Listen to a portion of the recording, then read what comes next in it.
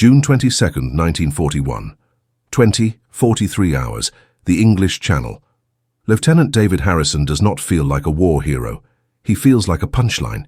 He stands on the bridge of MTB 74. It is a motor torpedo boat, fast, agile, and heavily armed.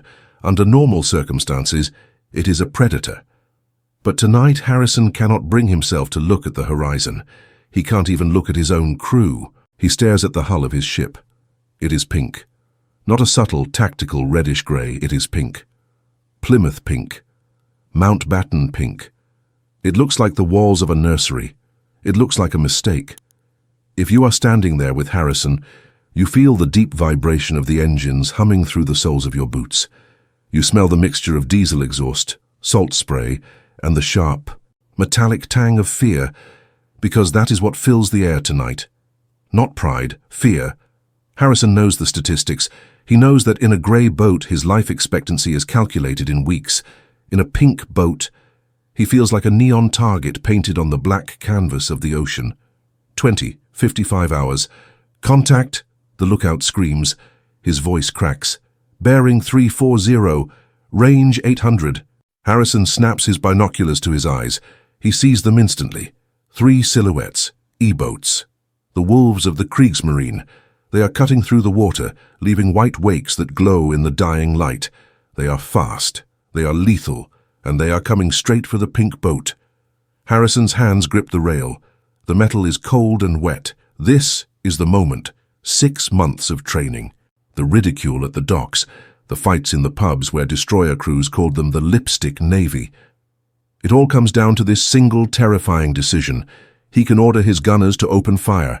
They might take 1 E-boat down before they are obliterated, or he can do the insane thing, the thing Lord Mountbatten ordered them to do.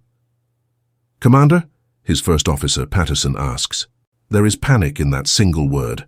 Patterson is looking at the approaching Germans. Then he looks at the pink deck, then back at Harrison. Harrison swallows. It tastes like copper and bile.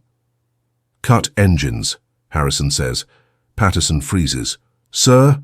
"Cut the damn engines, Patterson, now." The order is relayed.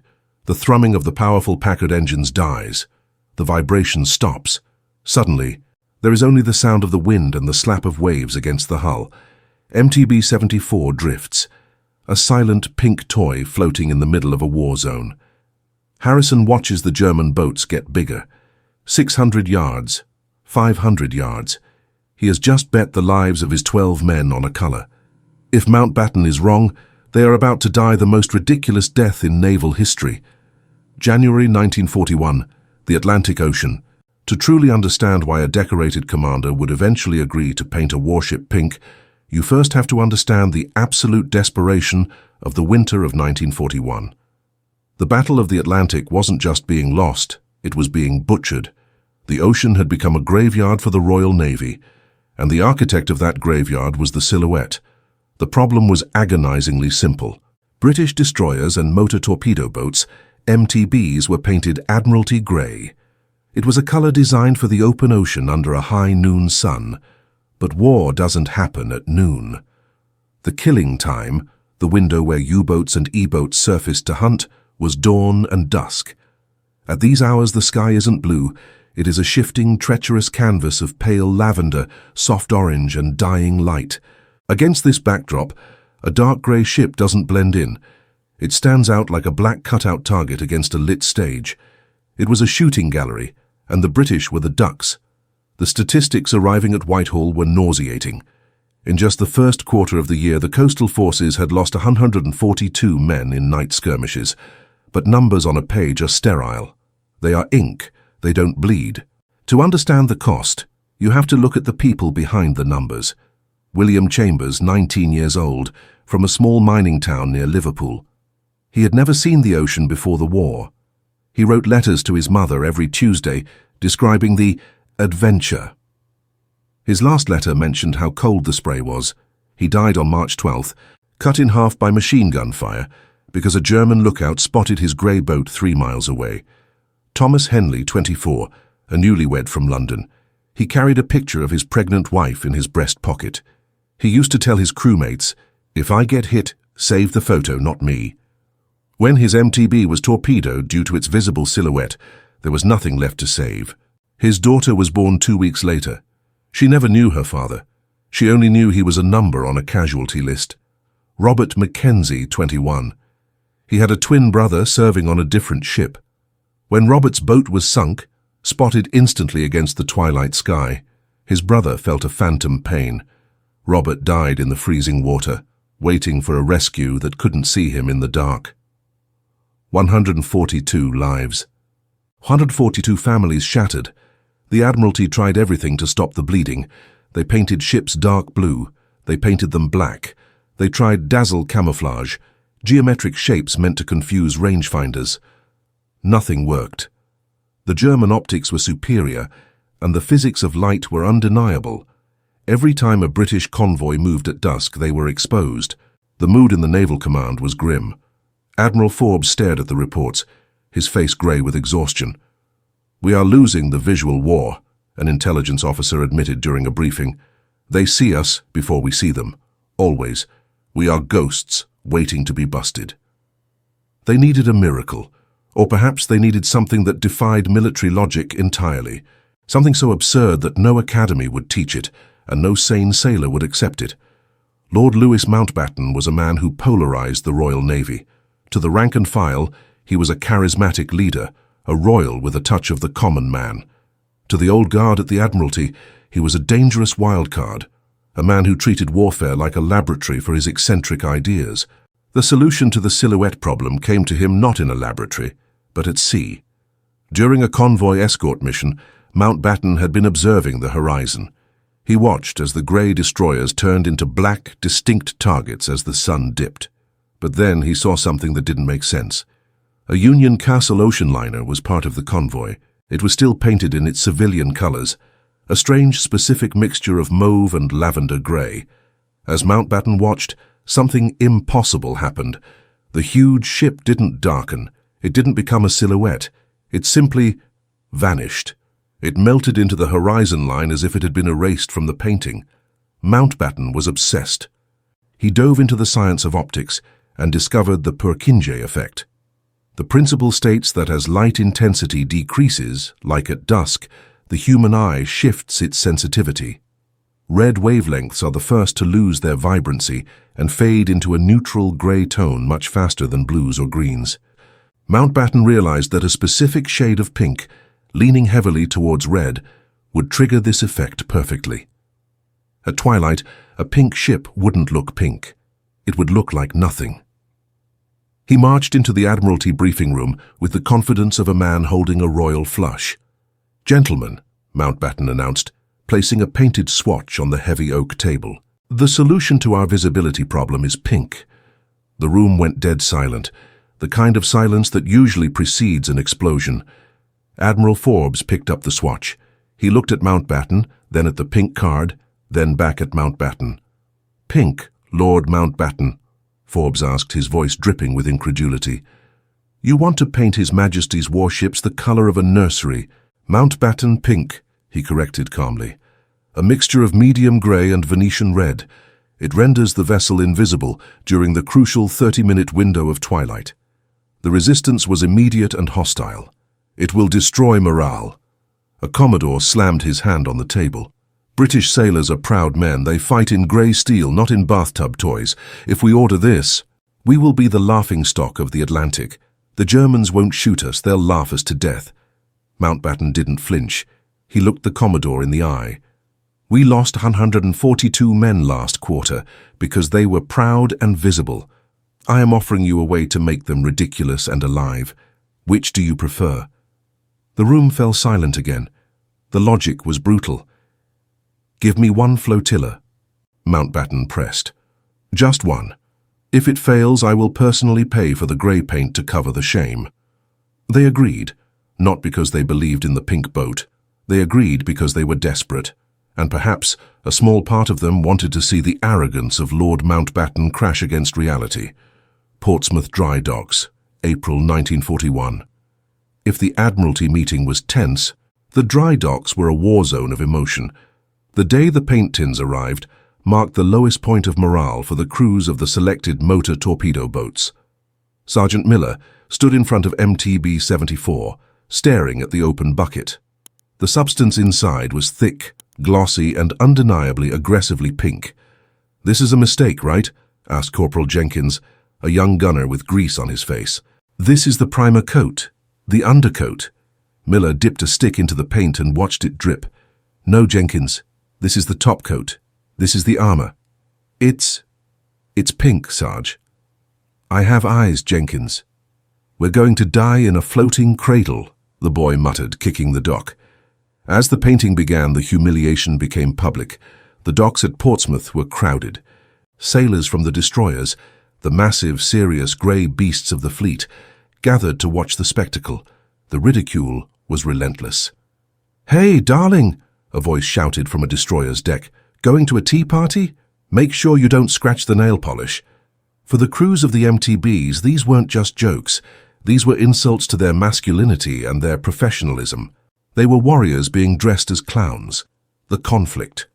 The tension reached a breaking point on April 22nd. Able seaman Thomas "Red" Stevens, a veteran of 2 previous patrols, walked up to Lieutenant Harrison on the bridge.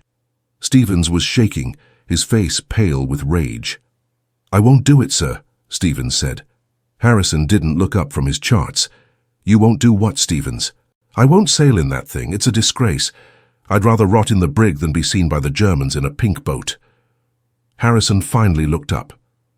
"This is a direct order during wartime, Stevens. Do you understand the consequences?" "It's a humiliation, sir. My brother is on the hood. I can't let him know I sailed in this." Harrison stared at him for 10 long seconds. Transfer granted. Stevens packed his bag within the hour. He was reassigned to a grey minesweeper, keeping his pride intact. He died 3 weeks later. His dignified grey ship was spotted by a U-boat on the surface and blown out of the water. Sometimes, pride is the deadliest cargo on a ship. But for the rest of the crew, there was no escape. They had to endure. Harrison watched his boat transform. MTB-74. 12 torpedoes, 4 machine guns, engines capable of 40 knots, and a hull the color of a flamingo. Before their first patrol, Harrison gathered his men on the pink deck. They looked down at their boots, ashamed. "Listen to me," Harrison said, his voice cutting through the wind. "I don't care what this boat looks like. I care if it brings us home. Mountbatten says this paint makes us invisible. Tonight we are going to find out if he's a genius or a lunatic, but we do it together." Patterson, the lead gunner, spat over the rail. "He better be a genius, sir, because if the Germans see us, they won't even shoot. They'll just laugh until we sink." They cast off the lines. The pink boat motored out of the harbour, leaving the laughter of the docks behind, heading straight into the killing zone of the Channel, the English Channel, June 22nd, 1941. 58 hours. The engines are cut. MTB-74 is drifting in silence. The 3 German E-boats are closing in. 400 meters.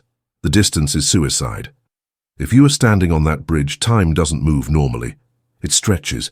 Every second feels like an hour. You can hear the blood rushing in your ears, drowning out the sound of the waves.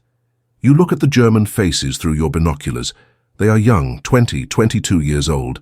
They look just like your crew, except they are scanning the water with the intent to kill you. 21. 00 hours. The sun has dipped just below the horizon. The sky is a wash of gold melting into silver. This is it. The Perkinje window. The specific 30 minutes where Mountbatten promised the magic would happen. Harrison holds his breath.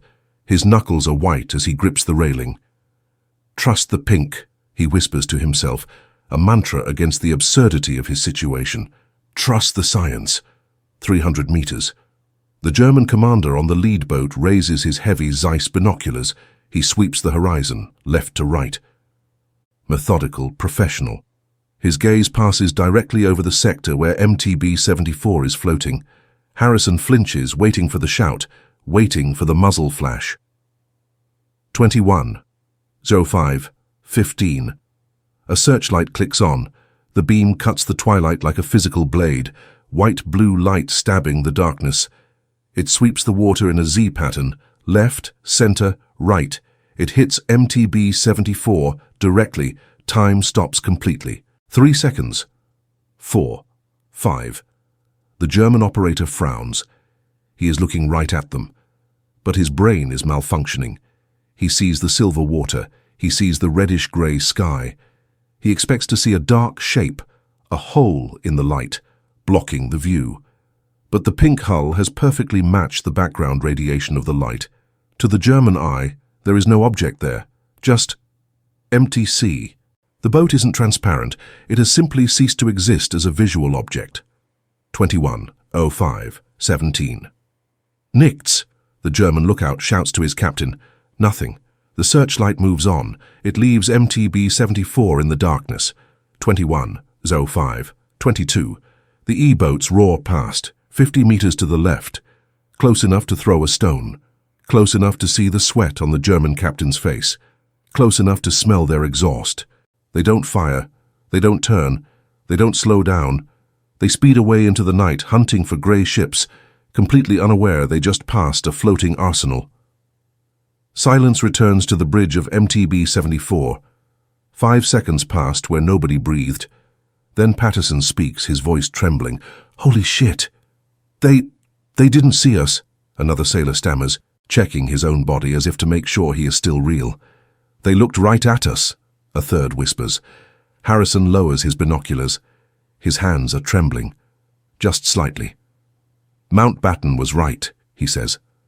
The relief is so heavy it almost crushes him. He looks at the pink paint, no longer with shame but with reverence. The crazy bastard was right. The return of MTB-74 to Portsmouth wasn't just a military success. It was a psychological earthquake. Harrison filed his mission report with a single, devastatingly effective summary. Enemy engagement at 50 meters. Visual detection, 0. The skepticism that had plagued the project evaporated overnight. The laughter at the dry docks died instantly. Suddenly, every captain in the flotilla wanted the pink paint. The same men who had brawled in pubs to avoid the lipstick navy label were now bribing supply officers to get their hands on Camouflage 507. They gave it a technical name to save their pride, but it was pink, and they loved it because it worked. The tactic spread like wildfire through the coastal forces. By late summer 1941, the pink flotilla was a reality. The statistics began to pile up, and they were undeniable. Boats painted in Mountbatten Pink were statistically 30% less likely to be attacked during the twilight hours compared to their grey counterparts. But 30% is just a number on a page. To understand the weight of that number, you have to look at the faces in the mess hall. That 30% meant that for every 10 patrols, 3 crews came home who otherwise would have been burning oil slicks on the water. It meant William Turner got to see his son take his first steps. It meant Sergeant Miller survived long enough to complain about the food for another year. It meant hundreds of letters were written to mothers saying, "I'm safe," instead of hundreds of telegrams from the Admiralty saying, "We regret to inform you." The cost. But war is not a fairy tale. There is no such thing as a perfect magic trick. We must talk about the cost, because for every Harrison who lived, there was a James Miller who didn't. We cannot tell this story without the blood. August 14, 1942, the English Channel. The disaster of MTB-79 remains the darkest chapter of the experiment. Captain James Stirling, previously noted as Miller in records, was a careful man. But war doesn't care about caution. It cares about timing. MTB-79 suffered a mechanical failure mid-patrol. The engine repair took 4 hours. They were supposed to be back in the safety of the dark or the dock by dawn. They weren't. The sun rose. The Purkinje window, that magical 30-minute period where pink becomes invisible, slammed shut.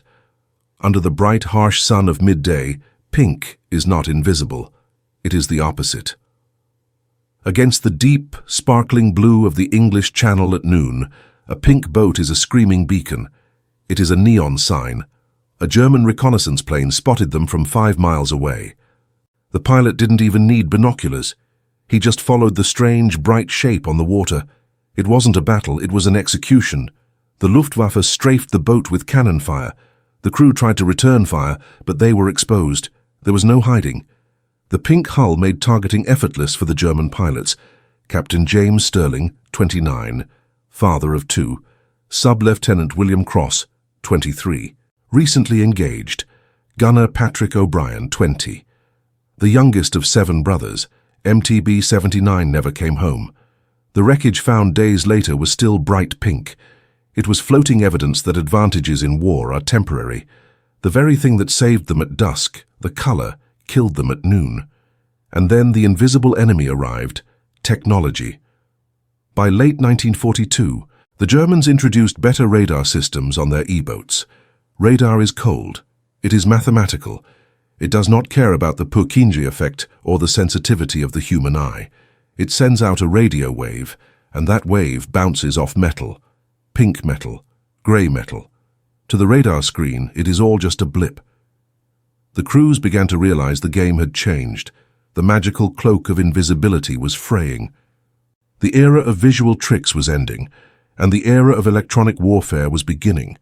The pink paint had bought them time, but time had run out.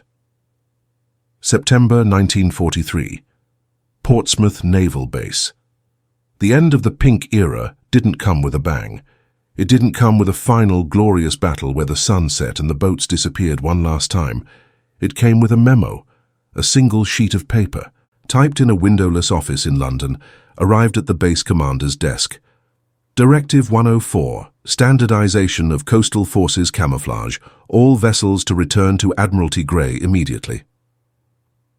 The war had changed. The Atlantic was no longer a duel of eyes and binoculars. It had become a war of electrons. The Germans had deployed advanced radar systems on their E-boats and coastal batteries. Radar is a cold mathematical hunter. It does not appreciate the nuances of the Purkinje effect. It sends out a pulse of energy, and that pulse bounces off steel.